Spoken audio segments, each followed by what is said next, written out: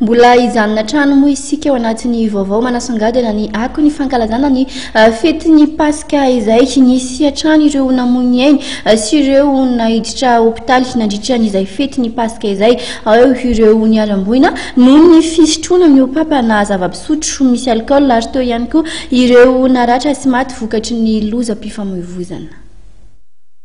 Tafakatra hatrany amin'ny 570 ireo olona izay nanantona ny sampana vonjitaitra sy ny famelona anaina teny amin'ny hopitaly Joseph Ravangendrenavalona nandritra ny farany herinandro ny Paska iny raha ny tarehimarika voaray androany tamin'ny 4 tolakandro. Ao ireo niditra hopitaly noho ny fisotroana zava-pisotro misy alcool ary teo ihany koa ireo azon-doza noho ny lozam-pifamoivoizana. Raha ny tarehimarika voaray dia nahatratra 5 ireo olona maty nanomboka ny sabotsy lasa teo teny amin'ny hopitaly HCR. Ka ny roa tamin'ireo dia maty ny fisotro-toaka, 2 maty ny lozam-pifamoivoizana ary 1 jiolahy maty noho ny ratra nahazo azy teo am-panatanterahana ny asa ratsiny.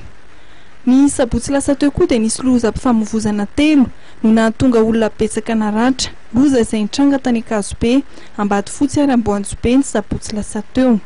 Nahatratra 420 ireo naratra noho ny resaka adiady, vokatry ny fahamamona na koa ny adi-pianakaviana. Ho an'ny lozam-pifamoivoizana kosa dia nahatratra 520 ireo olona izay niakatra ny sampana vonjitaitra. Raha ny teo amin'ny mpitandro ny filaminana dia nanambara ireo tompon'andraikitra avy amin'ny Gendarmerie sy ny avy amin'ny Polisy-pirenena fa azo lazaina olona lamina ny fetin'ny Paska tamin'ity taona ity, saingy mbola tsy afaka nanome tarehimarika kosa izy ireo tamin'ity androany ity.